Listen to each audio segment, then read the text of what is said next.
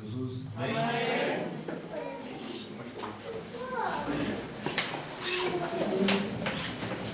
Oh, glória a Deus.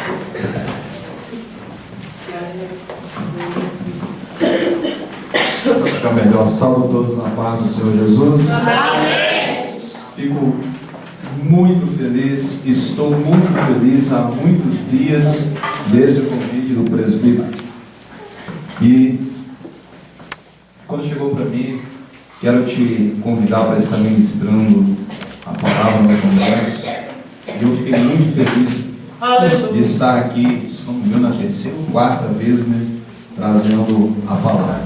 Glória a Deus. E quando ele me falou desse tema desse evento, eu ali comecei a uma batalha, porque a Bíblia ela é vasta de riquezas concernente ao propósito de Deus.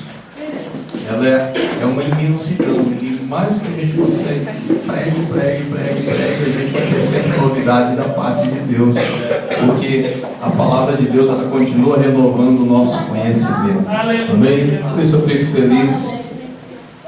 E eu nessa noite quero fazer um paralelo com esse versículo de Atos 9:15 com Mateus, capítulo de número 25. Aleluia. Falei com os irmãos aqui que foi Juiz de Fora ontem. Estavam ali na igreja Assembleia de Deus. E um evento lá da igreja, lá o culto começou às 7 da noite e acabou às 11 da noite. Maravilha. O pregador começou a pregar às 10 para as 10. E eu fui de carro, no carro eu estava assim, ouvindo a mensagem do pastor Marco Feliciano. E por incrível que pareça, a mensagem dele, quando passado para ele, também era 10 para as 10. E ele falou: eu não sei o que eu faço, se eu apenas oro para o aniversariante da noite ou se eu resolvo pregar até onde Deus mandar. Ele gosta de pregar 1h30, 2 horas ou vai mais aí, Mas foi muito bom ali conhecer mais uma parte da família de Deus, os irmãos ali, e a gente hoje está aqui. Mateus capítulo de número 25, versículo de número 14, diz assim: porque isto também, eu quero só para você entender, quando ele está dizendo aqui isso também, ele está se referindo ao versículo 1 também, porque ele está apontando aqui o reino dos céus. Porque isto é também como um homem que, partindo para fora da terra, chamou seus servos e entregou-lhes os seus bens. A um deu 5 talentos, a outro 2 e a outro 1, a cada um segundo a sua capacidade, e ausentou-se logo para longe. Amém? Amém. Repita comigo aqui, versículo de número 15. E a um deu 5 talentos, e a outro 2, e a outro 1, a cada um segundo a sua capacidade. Amém? Até aqui. Pode tomar o seu assento nessa noite.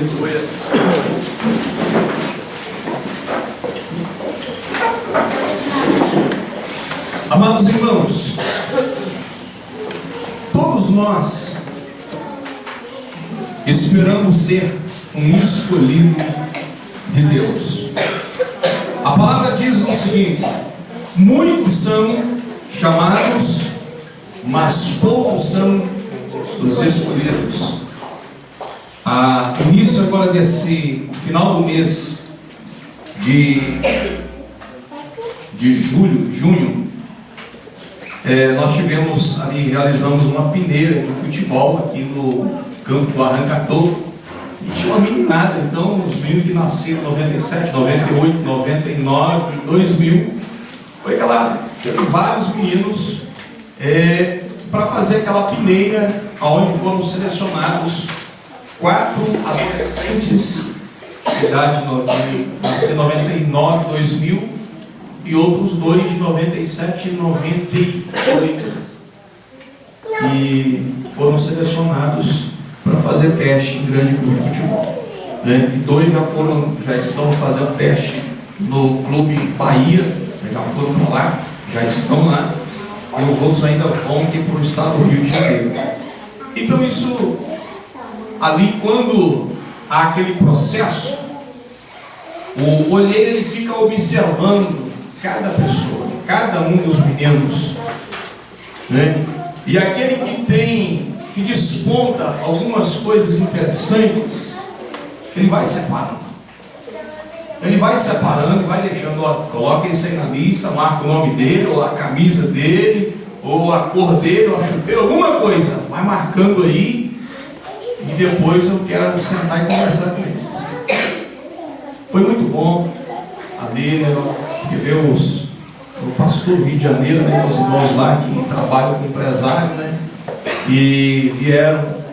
Foi muito bom ali a gente trabalhar com os meninos, oramos ali com os meninos ali. A gente sabe que Deus tem os escolhidos dele em cada lugar da sociedade. Aleluia. Amém? E a palavra do Senhor nos fala que muitos são chamados, mas poucos são os escolhidos. E pelo processo nós fizemos ali uma chamada de última hora, anunciamos, mandei para o jornal, anunciamos lá, divulgue aí, chama os meninos, a turma aí que queira participar. Quem sabe na nossa igreja tenha um dia um jogador que ganhe aí aqueles milhões, né, pastor?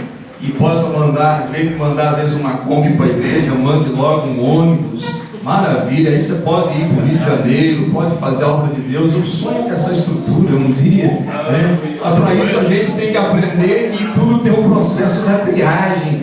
Deus vai fazer alguma coisa e escolher pessoas para um dia Ele fazer com que essas pessoas possam retornar a nós, ministrando bênçãos também. A Bíblia nos diz que Paulo era um homem, ou melhor, nem Paulo era Saulo, e era um sujeito de grande conhecimento. A Bíblia nos diz que ele aprendeu a sua filosofia, a sua pregação, e assentado aos pés, né? Ou seja, se reverenciando ao grande instrutor Gamaliel, vivia a pregação do judaísmo e a forma da sua defesa daquilo que ele tinha por convicção era uma forma muito assombrosa. E eu posso até hoje dizer que é semelhante o islamismo, né, ao modelo que o Islã ou os muçulmanos pregam. Vamos virar homem-bombas, né, para acabar com as outras religiões, só tem que prevalecer a nossa, vamos acabar com tudo que está acontecendo aqui. E a Bíblia nos diz que esse homem, e ele travou de uma forma pessoal, porque ele não era uma pessoa, um oficial, mas ele buscava diante das autoridades um parecer oficial, para que ele pudesse então defender aquilo que não era somente dele, mas era o próprio Estado. Já defendia o império que estava naquele momento, já defendia a extinção, a perseguição da igreja, acabar com os crentes, com os que seguiam o cristianismo. E Paulo, quando chegava em algum lugar e observava que ali tinha algum crente que estava dando glória a Deus, que falava de Jesus, ele mandava prender aquele sujeito, mandava colocar na cadeia, prendia, batia, fazia tudo aquilo que você pode imaginar que uma pessoa de uma má índole, de um péssimo caráter, de uma perseguição terrível tenha. E esse homem começou a demonstrar isso nas suas atitudes, começou a perseguir a igreja. A Bíblia nos diz que ele assistiu de camarote o apedrejamento de Estevão, e a Bíblia vai dizer que ele consentiu na morte de Estevão, ou seja, ele viu e não fez nada para defender um homem que estava sendo acusado por pregar mentiras, por pregar falsos ensinamentos. quando prevalecia então a religião do judaísmo. A Bíblia vai dizer então que Paulo ele foi até os oficiais, pediu a eles uma permissão, uma carta para que ele pudesse ir até Damasco, porque ele tinha consigo: olha, eu vou chegar lá e vou arrebentar com aqueles crentes que tem lá. Ele só não metia a cara com os apóstolos, que a Bíblia está dizendo aqui. Ele só não teve coragem de entrar com os apóstolos, mas os seguidores, né? Como você até chega numa igreja e fala assim, de repente a pessoa não tem coragem de falar com o pastor, mas fala com o membro da igreja. Não tem coragem de fazer com o pastor, né? Mas tem coragem de fazer com o membro da igreja. E essas pessoas não tinham para onde correr. Não tinham para onde correr. E a Bíblia diz que ele saiu no coração dele: eu vou lá em Damasco, e lá eu vou concluir uma parte do projeto, que é acabar com os crentes, acabar com aqueles que estão seguindo a doutrina pregada por Jesus. Mas no caminho a Bíblia diz que aquele clarão aparece, ouve uma voz, ele está ouvindo a voz. Os companheiros, as pessoas que estavam com ele não estavam entendendo nada daquilo. E ele cai atemorizado ali. Durante cerca de 3 dias ele fica sem ver. E a Bíblia diz então que Deus, o próprio Cristo, ele dá ordem a um discípulo, por nome Ananias, que fosse a Damasco, a uma rua denominada Rua Direita, né? Aonde, na casa de um homem chamado Judas, ali estava um homem de Tarso. Tarso era uma cidade à beira do Mediterrâneo, era uma cidade de domínio do Império, ainda é uma cidade que tinha as margens da Grécia, mas ainda denominada pelo Império Romano na época. Então Paulo ele tinha um caminho, um largo conhecimento. A Bíblia diz também que esse homem era um trabalhador e não era um perseguidor apenas. E tem gente que acha que ser crente hoje, né, é ser vagabundo. Acha que hoje o crente, né, é um que fica lá esperando Deus abrir uma porta para ele fazer alguma coisa. Não, a Bíblia diz que Paulo e vem da origem da sua família, eram construtores de tendas.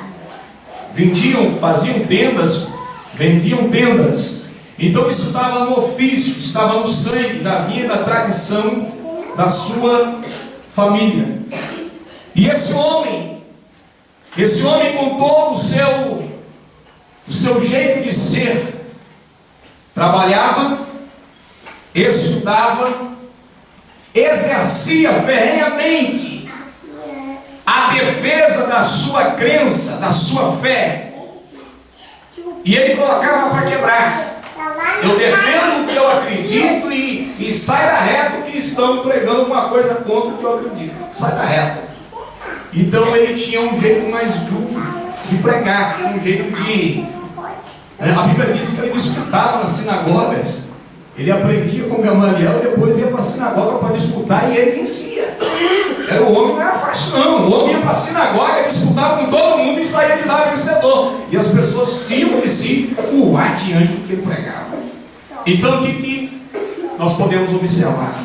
Deus achava coisas importantes nele. É verdade. Deus olhava para ele e via nele coisas que ainda não tinham sido reveladas no seu modo de viver, de se conduzir, quando Deus ainda revelaria anos à frente, depois da sua conversão, a revelação do Evangelho, os ensinamentos que ele vai ministrar para a igreja de Corinto, para a família de Clói. Os ensinamentos são ensinamentos que nenhum de nós hoje gostaria de estar recebendo, principalmente quando é chicote. Porque muitas vezes, quando vem apoetar nosso lombo, a gente sai da igreja com a boca amargando, né? Com vontade de tomar uns 10 litros d'água para aquilo desfazer. É como se estivesse roçando colonião. Você começa a roçar colonião, dá um gosto amargo na boca, né, pastor? Assim, né? Um gosto terrível, amargo, rapaz. Você não está comendo o negócio, mas a boca está amargando. E então nós vemos que esse homem não era um homem qualquer, para Deus olhar para ele e falar que queria ele no seu serviço. O texto diz aqui em Atos 9:15, se você observar, diz o que ali, vai, louvado seja o nome do Senhor, porque este é para mim um vaso escolhido, Aleluia. para levar o meu nome diante dos gentios, que estavam, ou seja, era o grupo fora dos judeus, diante dos reis, ou seja, toda a classe de autoridade que estava acima dele. A Bíblia está dizendo que ele precisava, Deus precisava, e ainda vai dizer que era para levar a palavra aos filhos de Israel, ou seja, contando o reino norte e o reino sul, o norte Israel, o sul Judá. Então Deus queria que esse homem ele fosse amplo na sua pregação. Os filhos de Deus, os filhos de Israel, ele não queria que esse homem ficasse restrito a uma vila, a uma cidade. Então Deus, a Bíblia vai dizer que o Ananias, ele ficou com medo de ir lá e para ele falar com esse homem. O Ananias teve medo de ir lá e pregar para ele. Mas a Bíblia diz que o Senhor encoraja ele. Vai, porque este para mim é um vaso escolhido. A tradução da NVI, a palavra vaso, ela é substituída por instrumento. Não sei se alguns irmãos aqui têm a Bíblia NVI, mas ela a palavra vaso, ela é substituída pela palavra instrumento. Ou seja, ele era um instrumento valiosíssimo. Deus queria ele no lugar certo, na hora certa, para todos os tipos de pessoas. Às vezes você fica pensando assim, eu quero ser um vaso, apenas pensando em ser cheio, né? Pensando em ser cheio. Mas enquanto instrumento? Instrumento é aquele que precisa ser usado. Pega aqui esse microfone. Você acha que quem inventou o microfone inventou ele para fazer o quê? Para colocar aqui no ouvido? Hein? Não, fala. Não estou ouvindo. Hein? O microfone foi inventado para amplificar a voz de uma pessoa. Assim como a cadeira que você está sentado aí, o banco foi inventado com a intenção de descansar uma pessoa, fazer com que a pessoa não fique sobre a planta dos seus pés, então possa descansar. Então, a Bíblia está dizendo que esse homem, ele tinha algumas coisas peculiares que era interessante. E agora, quando eu te levo para o livro de Mateus, que é o que nós lemos, no capítulo de número 25, nós vemos aí 3 homens, 3 servos, que é o que o texto está dizendo. Servos são pessoas que recebem tarefas, que recebem missão de cumprir alguma coisa. E o texto está dizendo o quê? O reino dos céus é semelhante. Olhem bem. É como também um homem que partiu para fora da terra, chamou os seus servos e entregou-lhe os seus bens. A um deu 5 talentos, a outro deu 2 talentos, e a outro deu... Ele está usando aqui que ele diz aqui que esse homem, dono dessa propriedade, entregou 1 talento, e ele vai dizer, segundo a sua capacidade. A gente sempre fica na expectativa de receber o melhor de Deus, mas muitas vezes nós esquecemos que Deus ele só pode operar na nossa vida algo de extraordinário ou algo mediante a nossa fé, segundo a capacidade que Ele vê na nossa vida. Então ele está colocando o que aqui? Que esse homem, após entregar 5 talentos para um, 2 talentos para o outro, e 1 talento para o outro, ele ausentou-se da sua propriedade.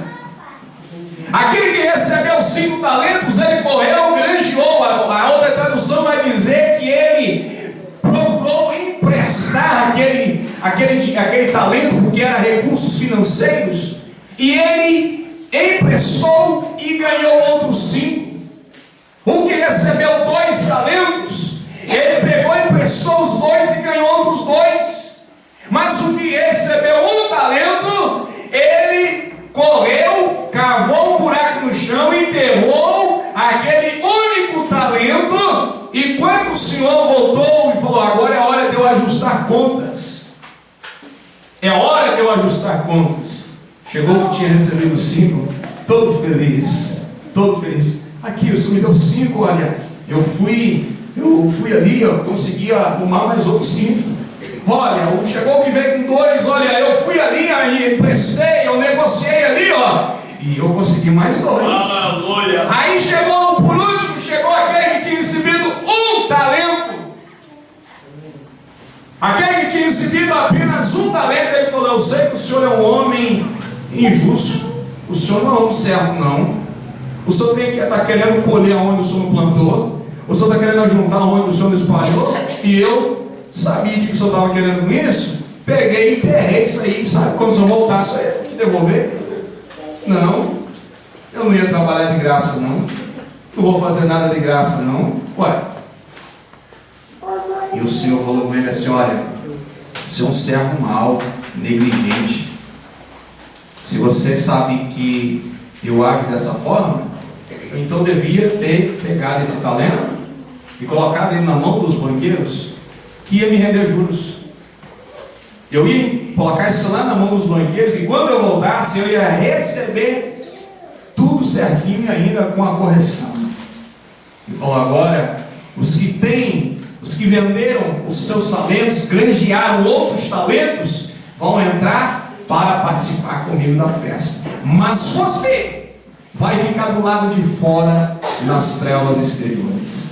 Nenhum de nós, irmãos, a notícia pior que um crente pode ter naquele grande dia que o Senhor voltar, é a notícia de que você não vai poder entrar. A pior notícia você não recebe hoje quando você perde o emprego. A pior notícia você não recebe hoje quando a mãe morre, o tio, o parente, quando a pessoa mais amada ela se vai. A pior notícia é você receber a de Deus: para trás de mim, ou seja, apartai-vos de mim, não vos conheço, vocês vão ficar lá de fora. É verdade. O texto está dizendo ali que Deus, ele olhava para aquele jovem Saulo e ele via valores que eram importantes na sua caminhada após a sua conversão. Aleluia, Deus. Tem muitas pessoas que depois que se convertem, perdem tudo, não entendo. O sujeito era lá fora, virava a noite dançando, virava a noite bebendo, virava a noite na prostituição, virava a noite tanta coisa lá fora no pecado. E depois, quando ele vem para a igreja: Senhor, eu quero ir lá pregar, Senhor, eu quero ir lá fazer isso, eu quero ir lá fazer aquilo, mas ele se perde no meio do caminho. É verdade. Outrora você usava o seu talento para o mundo, usava o seu talento para as coisas lá de fora, né? Eu vejo pessoas que cantavam nas noites, vejo pessoas que batiam nas noites, né? Era chefe do centro de macumba, né? Diz que o diabo usa, né? Faz ele de cavalo, o diabo monta, sei lá o que acontece lá. E quando vem para a igreja, o sujeito fica mortinho. Aí você vai começar a observar a diferença, porque quando Deus ele vai apontar: eu quero esse camarada aí. Eu creio que o primeiro fator de Deus olhar para Saulo e apontar ele, era a questão da fé dele. O cara tinha uma fé, meu irmão, que eu queria ter a fé daquele homem. Eu chegar aí na porta desse pai, eu falar com o sujeito: se você não se converteu, eu vou te prender. Se você não se converteu, eu vou te dar uma costa. Eu queria ter uma fé daquele Paulo, cara. E se o prefeito chegar e falar: se você não converter também, tu vai perder o teu posto. E se o juiz está a decretar uma coisa errada, eu vou contra ele. E aí eu vou observar que essa fé, ela vai fazer o quê? Ela vai chamar a atenção de Deus. Ela vai chamar a atenção de Deus. Porque a Bíblia nos diz lá no livro de Hebreus capítulo 11, que a única coisa que pode fazer nós agradar a Deus é o mecanismo de usar a fé. Diz o que lá? Ora, sem fé é impossível agradar a Deus. Tudo que você fizer na igreja, se você pode cantar aqui, você pode orar, você pode pregar, mas se você não fizer nada disso com fé, que vai fazer efeito, Deus não recebe. É verdade. Então, eu olho para esse jovem Saulo e vejo, Deus está olhando a fé dele. Aleluia. Esse cara defende você chega na igreja aqui, você pergunta se os irmãos, né? Isso é geral. Tem gente que não chega no colégio, ninguém sabe que ele é crente. É verdade. Ele não fala de Jesus, ele não fala o endereço da igreja, não dá o telefone do pastor, não dá o site da igreja, não dá nenhuma informação aonde estuda, ou seja, começa a observar aí se existe alguma capacidade de Deus te escolher. Começa a observar se existe alguma capacidade. Ah, pastor, o fulano já me falou que eu fui escolhido desde o ventre da minha mãe. Os que eu conheço que está aqui dentro da Bíblia, escolhido desde o ventre da mãe, honraram. Aleluia. Honraram a escolha de Deus. Jeremias foi escolhido aonde? No ventre da mãe. Ele honrou o chamado de Deus. João Batista foi escolhido aonde? No ventre da mãe. Ele honrou o chamado de Deus. Aleluia. Jesus estava onde? No ventre da mãe. Já foi direcionado. Podia ser um filho que vinha nascer como Deus aqui na terra, encarnar, ser como homem aqui na terra e fazer alguma coisa, porque ele também era homem. Mas ele honrou também. Então é um fato importante hoje para a igreja, seja a igreja aqui, seja em qualquer lugar, ou seja, qualquer crente, a igreja de Cristo. O fato importante é que Deus olha para nós, como nós estamos defendendo aquilo que nós acreditamos. Aleluia. Como é que nós estamos defendendo? Se hoje chegar para você, vou te colocar o chip da besta. Você já parou para pensar como que você vai se defender? Como que você vai agir? Não pode colocar. Nós já vivemos a era dos códigos. Nós já compramos alimentos cheios de códigos. Hein? Já parou para observar? Hein? Já parou para analisar? Mas nem assim os crentes estão atentos quanto à defesa. Não, eu vou para a igreja que hoje nós teremos uma noite de adoração. E louva, que louva, que louva, que louva, que louva. E aí, meu, ficava o culto, não teve a mensagem que era de orientação. E eu vou para a igreja que os crentes começam a rodar, começam a pular, começam a plantar bananeira, virar cambalhota, e aquele negócio acontece, sai dali e não tem a orientação devida. Então, no tocante à fé, Deus estava convicto. Esse cara me agrada dele. Aleluia. Segundo, Deus olhava para ele e via nele um cara de coragem. Aleluia. Deus olhava para ele e via ele que era um cara de coragem. Ele tem coragem de fazer, ele tem coragem de defender, de falar. Tem crente que não tem coragem de falar. Eu já vi crente correr de orar para gente endemoniada. Já vi. Tem crente que sente até medo. Se cair uma pessoa endemoniada aqui na frente, aqui, meu filho, ele corre, vai saindo, diz que está tendo arrepio, vai lá para a porta, daqui a pouco, quando você vai procurar, já está em casa. Medo. Crente que não tem coragem. E Deus olhava para ele. Ele tem coragem? Saulo tinha coragem, igreja? Hein? Saulo tinha coragem? Deus olhava para ele. Esse cara tem coragem. Aleluia, Jesus. Esse cara tem coragem de defender o evangelho. Já que os discípulos estão tudo lá, ó, mortinho, lá dentro do templo. Está tudo quietinho em Jerusalém. Ah, eu vou levantar esse cara que tem coragem. Esse cara tem fé. Aleluia. O jovem, hoje, o cristão de hoje é pautado se o outro defendeu, acompanhe ele. Ó, se o presbítero Adriano falar, eu acompanho ele. Mas se não falar, eu fico na minha. Se o pastor Luiz entrar na briga, eu entro com ele. Mas se ele não entrar, eu fico na minha. Ou seja, covarde. Eu fico na minha. Então vai analisando como Deus está olhando. Vai analisando como Deus está olhando. Homem de fé, coragem. Terceiro, o envolvimento de Saulo. Observa aqui que o texto aponta. Vou enviar ele aos gentios. Vou enviar ele no meio dos reis e a todos os filhos de Israel. Ou seja, aonde esse homem tinha capacidade de entrar, não era Pedro, não era João, não era André, não era qualquer outro apóstolo de Jesus que tinha aquelas condições. É verdade. Não sabiam falar uma ou outra, duas línguas. Esse camarada aqui, ele falava pelo menos 4 línguas.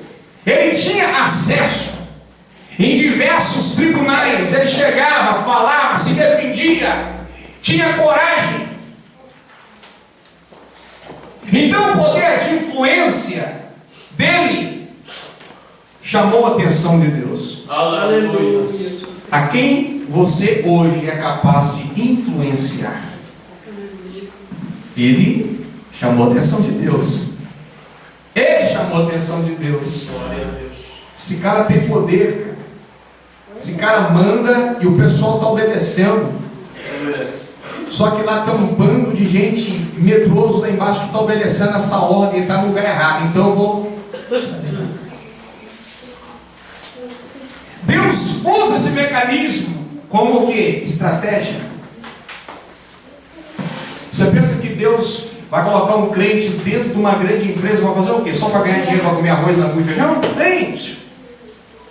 Andar de carrinho, que você anda 100 metros, você tem que descer e empurrar, e aí? Por que você pensa que quando Deus ele abre uma grande porta para alguém, você pensa o quê? Por que Deus está me colocando aqui? Por que Deus está fazendo isso comigo? Qual é o propósito dele? Então você tem que analisar tudo isso. Você não tem que ser crente somente crente por acaso. Você não pode ser crente hoje como, né? Hoje é crente, ser crente é moda. É a moda do momento agora, é crente. Crente também é crente. Diz ela lá, deu uma entrevista num canal desse televisão e falou que é crente, andando tudo de fora, né? Fazendo ainda as suas relações fora do padrão de Deus e diz que é crente. Então esse tipo de padrão não é o tipo de padrão que Deus escolheu para defender a palavra dele, que é pura, que é santa. Ele quer uma pessoa que tenha valores, que tenha moral, que tenha influência. Ele não coloca qualquer pessoa. Quando você vê uma pessoa e fala o nome de Deus para baixo para cima, você começa a analisar o que representa Deus na vida dela. Eu tenho Deus na minha vida, mas está fumando? Eu tenho Deus na minha vida, mas estou bebendo, está se prostituindo? Eu tenho Deus na minha vida, eu defendo, eu prego sobre Deus. Mentira! É uma forma fajuta que o diabo usa hoje na vida das pessoas, fazendo com que elas acham que tem Deus na vida dela, mas na verdade elas não têm. Tem apenas o nome, a literatura, mas não tem a presença. Aleluia. Porque a presença de Deus na vida do homem, ela transforma o homem. Aleluia. Ela leva o homem para uma experiência. Aleluia. O ano de 2011 eu passei por o pior ano até hoje como passou, mas foi um ano que eu também aprendi muito.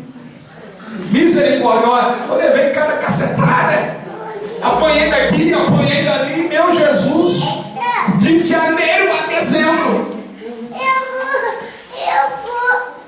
E eu vi os crentes, que negócio de roda que pula, que roda, que pula, que roda, que pula. Eu tive que dar um embaço lá na igreja. Meu Jesus.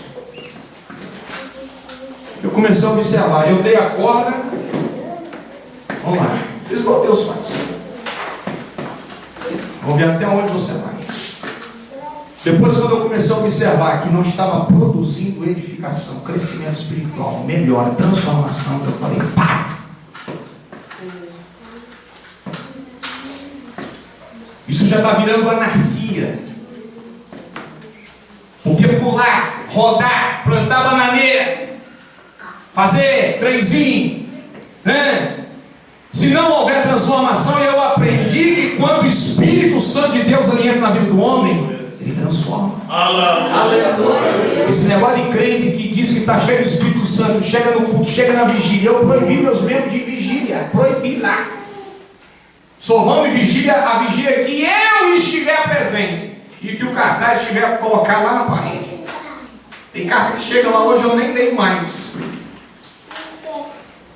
Então Deus ele vai analisar o que? É o tipo da influência que está vindo sobre o povo dele. De quem está vindo essa influência?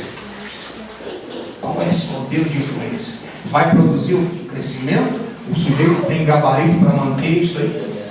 Eu quero ele. E Deus olhou para isso.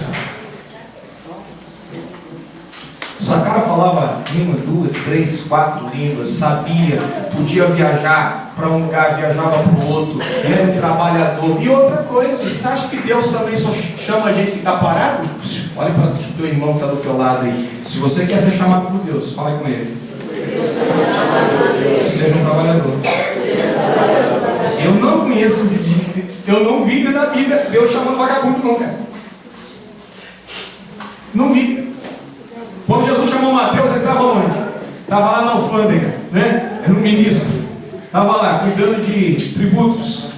Passou e chamou ele. Pedro estava onde? Estava pescando. Os outros estavam com ele, estava pescando lá. Chamou ele, estava fazendo o quê? Estava trabalhando. Quando Deus chamou o profeta, ou ainda menino, jovem, Eliseu, ele estava onde? Estava lá atrás do arado, com a 12ª junta de boi. Hein? Você acha que Deus chama alguém à toa? Você acha que Deus chama algum vagabundo para servir a Ele? Uma pessoa que não tem compromisso, que não quer nada. Agora eu sou crente, né? Agora eu acordo meio-dia, né? Vou dormir 2 horas, 3 horas da manhã, estou tranquilo, tem comida na minha mesa, tem isso. Irmão, não vá para o joelho não. Não vá para o joelho não. Não vai botar a tua vida no óleo não, para aquele momento que as coisas que você está preparado não. Não vai não. Fica pensando que ser crente hoje, servir a Cristo no tempo, no século que nós estamos, é facilidade. Está aqui o convite do pré-congresso, congresso de missões. Eu fico imaginando quantas pessoas ficam doidas para ir. Eu também era doido para ir para a missão.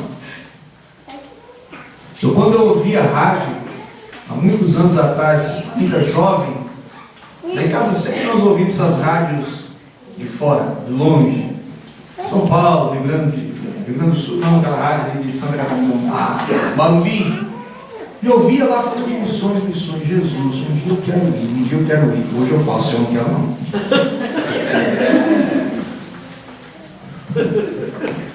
Não quero não.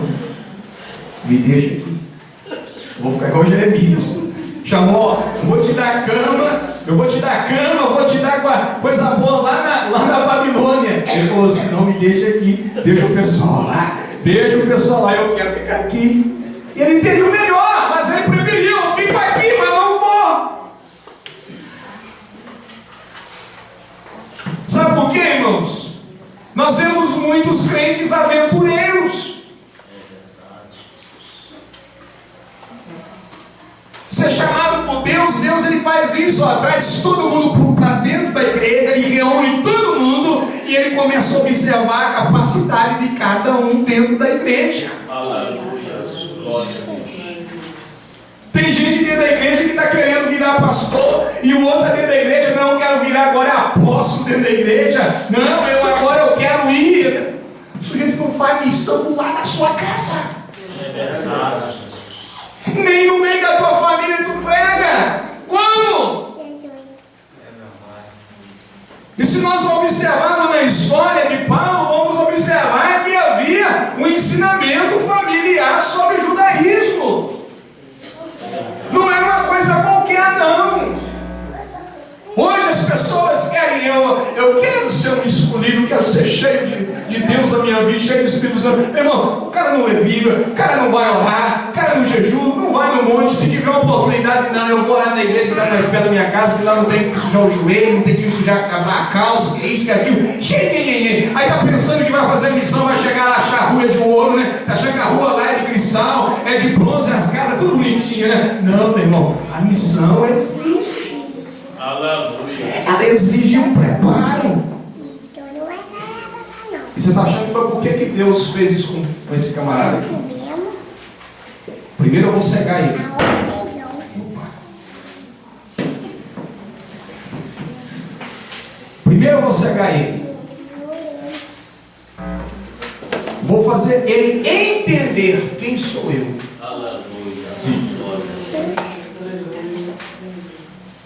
Você já passou pelo tempo de que Deus não fala contigo? Aquele tempo que está tudo fechado para você? Já entendeu quem é Deus?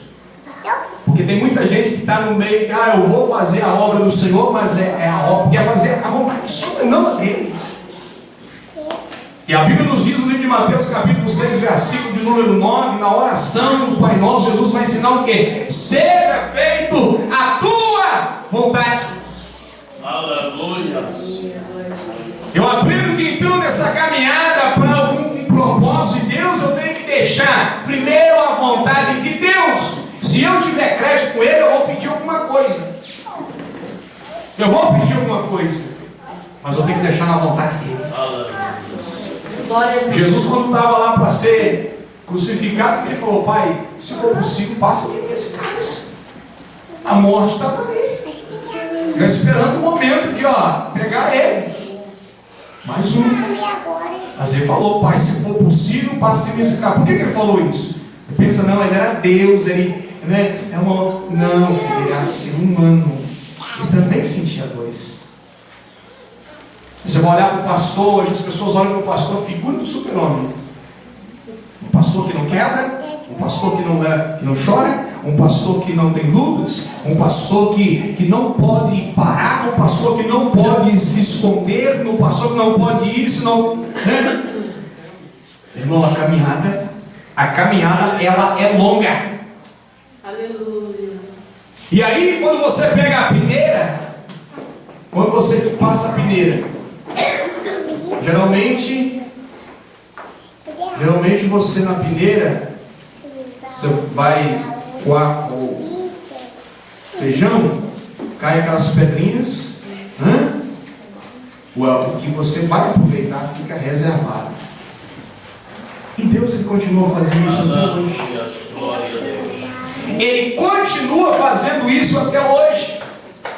E tem muitas pessoas: Deus, eu quero ir. Aí, meu irmão, o cara recebe, Deus dá uma condição para ele: eu vou te dar um ministério. Qual é, Deus? Para orar. Não quero não, Deus. Não quero esse de oração, não. Eu só quero se for para mim cantar. Aí sim. Eu fui em Juiz de Fora ontem, na hora da oportunidade lá, eu li esse daqui e falei sobre a questão da qualificação. Você está achando que Deus ele vai exigir só de quem tem muito? Ele vai exigir de todo mundo. Todos aqueles que receberam, Ele vai exigir. Recebeu pouco, Ele vai te cobrar. Recebeu muito, Ele vai te cobrar. Recebeu de forma mediana, Ele vai cobrar também. E cada um vai receber, porque Jesus vai dizer, e quando Ele vier, Ele vai dar a cada um segundo as suas obras.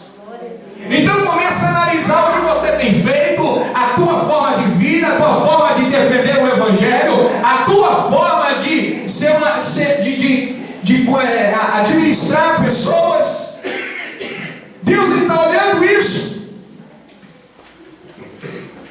A Bíblia nos diz lá no livro de Daniel, capítulo 1, vai apontar em qualidades que haviam, que o rei queria dos jovens que precisavam estar diante dele. Ele falou: eu quero o jovem da linhagem real, eu quero dos filhos, eu quero aos de melhores aparências, eu quero aqueles que já estejam sendo instruídos em alguma coisa. Olhem bem como é que o rei Nabucodonosor,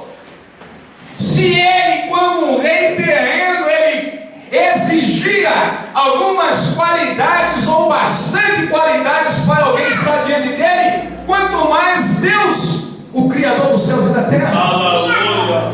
E nós muitas vezes, não, já está bom. Gostei que a irmã falou aqui, né? Não tem condição mais de estar subindo, vou descendo, subindo, descendo, subindo, descendo, não dá para ir, eu boto o joelho no chão. Mano, tem crente que arruma desculpa para tudo. Ah, não fui não, irmão, porque estava chovendo. Oh, Jesus. A irmã virou para mim, não sei, na cidade do ano passado, retrasado, não me lembro bem. Ah, pastor, encerramento da campanha da minha igreja na sexta-feira, eu não fui. Eu falei assim, eu vou te dar um motivo que você teria aí. Na sexta-feira estava chovendo, sua assunto estava doente, você sair de casa nesse mesmo momento, quer ver? Se dependesse de ir para o hospital, você não ficaria dentro de casa. Ia para o hospital levar as meninas. Debaixo de chuva ou não. Você vê. Segundo, se corta a energia da sua casa, você se vira, dá jeito, arruma dinheiro e resolve. Então, para Deus, Ele está analisando tudo isso. Qual é o tipo de atitude que nós temos? Qual é o tipo de atitude? Nós somos crentes que temos atitudes muito fáceis para aquilo que nos interessa. Mas quando é atitude com relação ao reino dos céus, nós colocamos muita dificuldade. Deus não tem carro, o culto é 1,5 km, o irmão, a irmã já coloca uma dificuldade terrível. Eu quando sempre estava na igreja, irmão, eu andava ali da casa onde eu morava, na fazenda, de vida meu dia com o recreio, eram 10 quilômetros todo dia, aí voltar, e durante 6 meses eu vim com a minha mãe toda quarta-feira para o colégio da fazenda Leopoldino, sabe quantos quilômetros? São 18.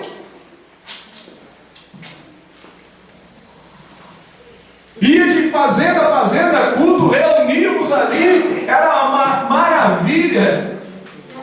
Sabe, agora eu estive lá perto onde eu morei, que coisa maravilhosa, tem que saber, você vai de carro, fica tudo fácil. Fica tudo fácil desse jeito. Então nós precisamos entender o seguinte: Deus está olhando o que existe em nós que pode chamar a atenção dele para de fato sermos escolhidos. Ele faz a primeira, ele chama a multidão, ele não vai lá e fala assim, ó, vem você, vem você, vem você. Mas ele vai esperar a qualificação de cada um. Não vai entrar para lá, gente, de qualquer jeito, não. Eu tenho fé, meu irmão, mas tá aí, tem fé, mas não tem obra. A Bíblia diz que fé sem obra ela é morta. E se não tiver nada para apresentar nada para ele, meu irmão, vai ficar de fora. Então, igreja do Senhor, quando Deus olhou para aquele Saulo, para aquele jovem, ele observava o modo dele se conduzir. O jovem de hoje, quando vê um colega discutindo com o outro, já bota mais lenha na fogueira, briga, bate, aí começa, bate. Hein? Viu o vizinho brigando lá? Pega o copo, não vou fazer com esse daqui que tem água aqui. Jovem, não tem coragem de ir para o joelho e falar, Jesus, repreenda. Então Deus está observando você, que tipo de crente você é. E está pensando que ele não, pastor, eu estou na igreja, mas eu sinto a presença, meu irmão. Eu senti a presença aqui, tem muita gente nesse mundo que sente para cá, que sente para lá, que fala que está. Ih, pastor, eu senti um arrepio, né? Eu não entendo, né? É um novo dom do arrepio agora que tem entrada aí no meio do povo. É o dom que mexe, né? Arrepia os pés, a cabeça, da cabeça até os pés, e acha que aquilo ali não muda. Não muda, irmão. A transformação ela vem do interior. Aleluia. Deus foi lá, cegou ele. E agora, por que você está perseguindo a minha igreja? Por que você está seguindo o meu povo? Por quê? Ele diz aqui, eu sou Jesus a quem tu persegues. Duro é para ti recalcitrar contra os aguilhões. E ele tremendo e atônito disse, Senhor, o que queres que faça? E disse-lhe o Senhor, Levanta-te e entra na cidade, e lá te será dito o que te convém fazer. Olha, Aleluia, glória a Deus. tem muito crente que quando começa, quer ser um escolhido de Deus, já acha que Deus tem que revelar todo o plano de imediato. Tudo tem processo. Vai para a oração, é no joelho, é na palavra, é na dedicação diária, é visitar aquele irmãozinho que às vezes não pode vir na igreja, leva a ceia para ele, vai lá, ora por ele, visita aquele irmão, desflou, vão lá, vão orar, liga para ele, fala com aquela pessoa. Não, sujeito, Deus revela tudo que eu estou precisando aqui, meu Deus. Eu estou começando agora, então manda tudo. Não, Deus, a Bíblia está dizendo, o Senhor Jesus fala com ele, olha, levanta-te e entra na cidade, depois que você estiver lá. Isso mostra que ele tinha que tomar atitude. Isso mostra que Saulo tinha que tomar alguma atitude. Tem crente que quer que Deus revela para ele o oculto, o profundo que está escondido, mas ele não toma nenhuma atitude para Deus fazer isso. Verdade, Jesus. Então, se você quer ser um homem, uma mulher escolhida, um jovem, uma jovem escolhida, quer ser um homem, uma pessoa que vai para o campo das missões, analise o que você está fazendo agora. Faça a missão junto à sua família. Tem uma missão de resgatar. Lá na igreja nós fizemos, esse ano acho que é o 4º ou 5º ano que nós vamos fazer essa campanha. É o trabalho de salvação. É um trabalho a qual nós procuramos dedicar. E isso tem sido um sucesso na igreja. Esse ano Deus me deu um tema, campanha Árvore da Vida. Estou esperando a gente mudar, que a gente está saindo daqui, né? A gente vai para um local aqui mesmo na avenida, um local melhor. Já está aqui pronto para mandar fazer o banner e levar cada pessoa, cada membro da igreja, porque as grandes batalhas você não trava com isso. As guerras você trava dentro da sua casa. E é triste, porque você está travando uma batalha com sangue do seu sangue, carne da sua carne. E às vezes você não pode fazer muita coisa. E ali nós vamos, aquela arte da árvore, e o irmão vai chegar lá e vai colocar aquele nome, vai pegar uma folhinha verdinha e vai colocar o nome da sua família. Depois, se você quiser fazer aqui, fica à vontade, amém? A Bíblia diz que Deus dá e a gente pode repartir. Glória a Deus. E lançamos também que vão colocar ali quem são as pessoas que ainda não servem a Deus. Vou colocar lá, isso aqui é fruto das nossas vidas, tem que orar. E na hora que ela se converter, ela vai passar por uma outra cor. Pegar o nome dela, vai para outra cor, vai simbolizar um fruto. Ela recebeu o batismo do Espírito Santo, ou foi batizada nas águas, ela já vai passar por uma outra cor, outro patamar. A vida nossa é assim. Graças a Deus. A Bíblia nos diz que aquele que está plantado junto ao ribeiro de águas é como essa árvore não vai perder. Você vai estar sempre alimentado. Glória a Deus. Quando nós começarmos ao projeto de missão junto à nossa família, intercedendo, orando, vamos lá, vamos orar agora para a família. Vamos lá. Irmão, hoje é contigo. Vai orar para a irmã Maria, para a irmã Joana, para a Sebastiana, para a Josefina, para a fulana. Vai orando. Deus salva. Tira aquele vício das drogas. Tira o vício, Deus, da bebida. Liberta. E aí você vai ver que você está. Opa, Deus vai olhar. Ih, rapaz, ali tem um cara que está entendendo de missão. Está entendendo de missão. Ele está entendendo de missão. E aí Deus vai pegar você do seio da sua família e vai te colocar em um outro grupo. E você vai começar a crescer. É estágio da nossa vida. Deus não pega nós aqui, não. O estágio pode até ser rápido, mas tem que passar por ele. E aí você parte para a sociedade, um grupo de amigos. Na internet tem um vídeo, Eu passei isso lá na igreja. Uma jovem chamada Andressa Barraganda, não sei se algum de vocês conhecem. Uma menina na igreja, isso no Rio Grande do Sul parece. E ela começou um trabalho, grupo, na igreja de criança. E ela fazia parte de grupo adventista. Mas a avó dela estava indo na igreja evangélica. Ela cismou, vou para a igreja também. Queria lá, daí tinha um pastor, aí batizou, começou aquele trabalho na igreja, grupinho pequeno, e ela foi pregando, ensinando com uma habilidade fenomenal. Fenomenal.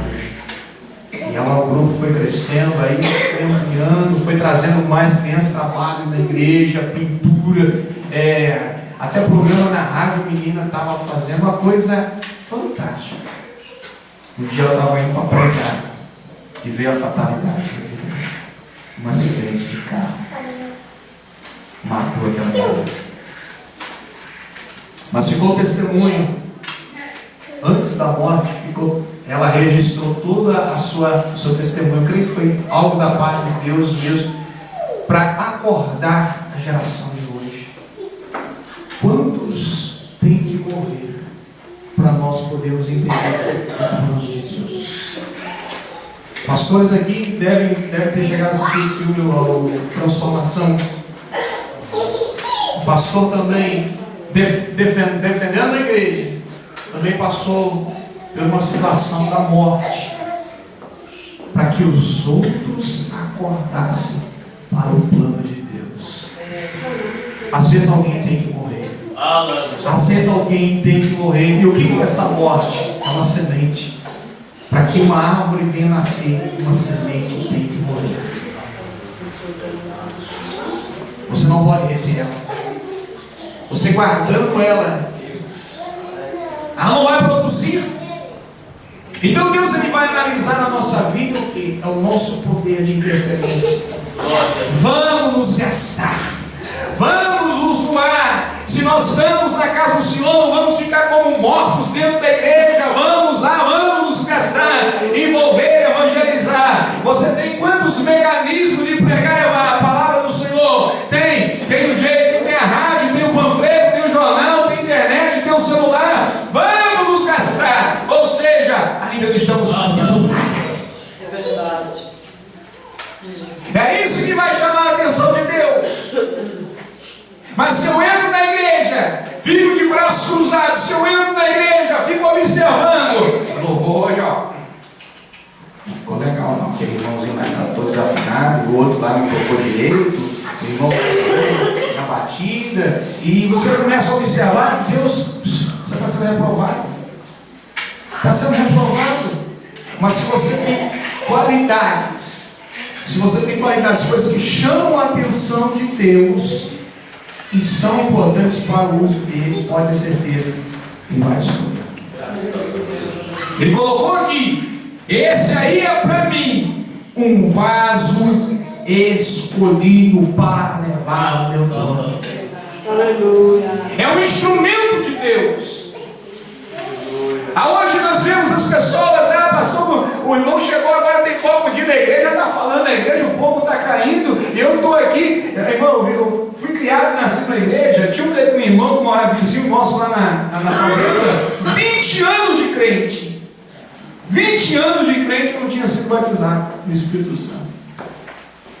E nós começamos lá a campanha, fazenda, ia um dia na casa dele, outro lá na nossa casa. Campanha, vamos buscar. E Deus fez uma obra.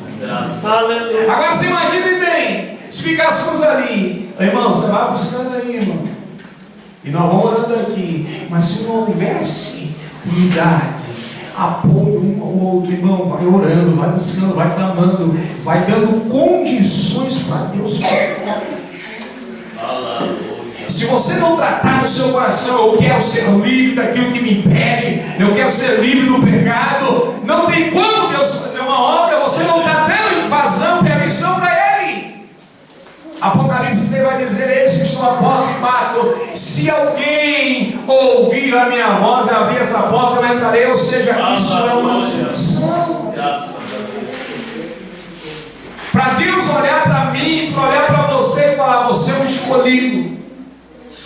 De fato, hoje, não vou dizer para uma criança, mas de fato nós, nessa idade que nós estamos, nós temos que estar mostrando alguma coisa para ele. Alguma coisa que esteja sinalizando que Deus de fato está nos escolhendo. Você olha o bruxo macumbeiro, vem para a igreja, o cara bebia, dormia noitada, ficava na rua, aquela coisa toda, vem para a igreja, chega na igreja, e aí Deus começa a usar o irmãozinho que tem não sei quantos anos na igreja, começa a questionar, por que Deus? Ele me aceitou, mas aceitou completo. Ele tomou compromisso, mas ele tomou compromisso de forma completa. Ele veio para cá, mas ele quis, ele falou, ó, muda a minha vida, transforma essa história que eu estou vivendo, e ele deixou completo. Então é isso que vai apontar qualidades, porque Deus, ele fica analisando, ele fica te observando. Eu quero crescer, crescer com todos os meus amigos, os meus irmãos comigo. Eu quero que eles cresçam comigo. Mas esse crescimento deles depende deles. Jesus, ele fala no capítulo 17 de João, eu gostaria que todos estivessem do meu lado, né? Na oração ali. Gostaria que todos estivessem aqui, mas não é possível. Então nessa noite, guarda essa palavra no seu coração. Deixa essa palavra para a sua vida. O que Deus te deu talento, te deu 2 ou te deu 5. Aquilo que Deus estabeleceu para a sua vida, um dia Ele vai requerer. E Ele não te deu para você enterrar. Ele não te deu para você esconder. Ele não deu para você ficar aí pensando, eu sou um simples membro aqui do bando, eu não sei cantar, não sei orar. E o irmão lá na igreja, meu Jesus, há tempo que eu vinha cortando o dobrado desse irmão, um senhor de idade. E eu cortando o dobrado desse irmão, meu Deus, que a gente prega, eu falo, meu Deus, que esse irmão não é avivado, porque esse irmão não é cheio. Eu falei assim, aí um dia eu estava iniciando, agora recente, eu estava iniciando a campanha de 50 dias de oração no monte. E era 50 dias de cultos todos os dias. E esse irmão, eu estava subindo para o monte de manhã, no domingo. E esse irmão já vinha descendo o morro. Ele tinha passado na igreja, viu que a igreja não estava aberta de manhã. Ele achou que a gente ia estar reunido de manhã. Ele vinha para trazer um problema para me resolver para ele. Então eu falei, foi bom você ter aparecido. Você quer que resolva esse problema seu? Vão comigo para a campanha do monte. E por incrível que pareça, 73 anos. Fez 50 dias de campanha. Graças a Deus. 50 dias. Graças a Deus. E tinha dia que eu chegava no monte, já subi para o monte e já estava lá. E já estou aqui, tem 1 hora. Né? E gostava de andar cedo, então a gente marca sempre um horário, mas já estou aqui, tem 1 hora. E ali, eu comecei orando a Deus com ele, falando com ele, irmão, pede a Deus para te avivar, para te encher. Irmão, você chega na igreja hoje, você vê esse irmão, glória a Deus, aleluia! Você vê o homem avivar, é diferente. Ou seja, Deus ele quer fazer, mas eu tenho que mostrar para ele condições para ele agir na minha vida. Eu tenho que demonstrar essas condições para ele. Você quer pregar? Não pensa que Bíblia fechada, meu irmão, vai resolver alguma coisa. Bíblia aberta no Salmo 90, não vai expulsar o demônio. Não é por aí.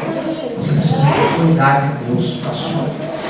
Precisa de colocar na posição, defender a palavra de Cristo, defender ela e chegar a abrir e falar, professor, eu lembro quando eu estudava, meu presbítero, a professora deu um trabalho no colégio e a professora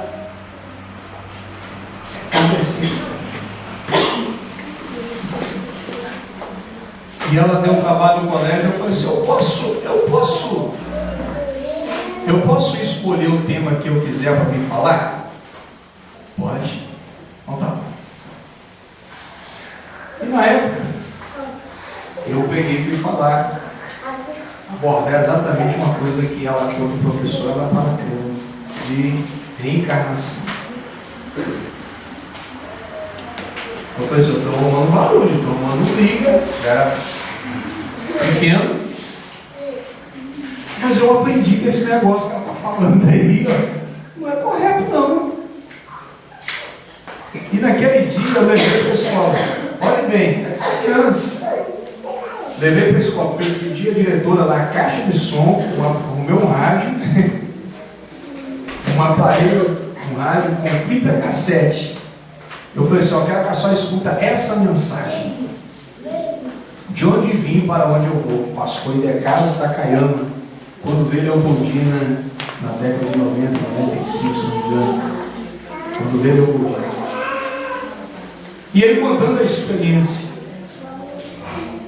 da existência, a ciência tentando apontar que nós viemos do macaco, que nós já foi lombriga, que já foi barata, né? Aquela regressão lá que não faz sentido. Eu tive coragem, né? Tive coragem, eu não sabia de onde, mas era um tema que Deus colocou no meu coração, ela precisava de ouvir. Às vezes a pessoa pode não depois atender o que você está querendo, converter. Mas a palavra foi anunciada. A Bíblia diz que importa que o Evangelho seja pregado. Seja por escândalo, seja sem escândalo, seja certinho, tortinho, seja falado bem, a conversa bem colocada, seja, né, aquele irmão que sai atropelando as palavras. Importa que seja pregado. Tenha coragem. Tenha coragem. Demonstre coragem na defesa do Evangelho. Demonstre coragem, porque Deus ele vai analisar a sua vida. Ele vai analisar. E se ele julgar que você não é apenas um chamado, mas que você será um escolhido. Amém? Deus ele vem te abençoar. Seja um escolhido. Diga para o teu irmão, tua irmã que está do teu lado, não seja apenas um chamado, não. Seja um escolhido de Deus. Amém? Você pode dar uma salva de palmas para Jesus nessa noite? Aleluia. Sentado, Deus Pai poderoso, muito obrigado por essa noite. Aleluia. Por esse momento, Deus. Que esses irmãos, as irmãs aqui presentes, que tenham recebido ouvido dessa palavra, Senhor. Atente-se, Deus amado, para a qualificação. Deus, que cada um de nós, Pai, venhamos nos capacitar dia após dia, Senhor, para que possamos chegar onde o Senhor deseja. Ó Deus amado, porque o tempo que nós estamos vivendo, Pai, é um tempo exigente.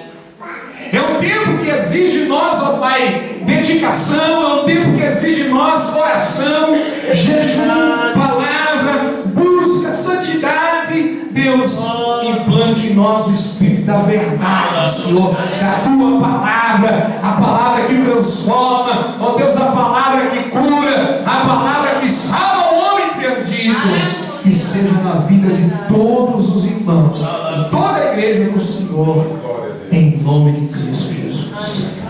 Amém? Eu não sou grande pregador. E a gente, né, gosta de falar um pouquinho, me perdoe. Vai dar 10 horas, me perdoe. A gente gosta de falar um pouquinho, deixa essa palavra no seu coração. Amém? Fica atento com aquilo que Deus tem reservado para você. Não seja apenas um chamado. Seja escolhido. Irmão, seja escolhido entre tantos. Você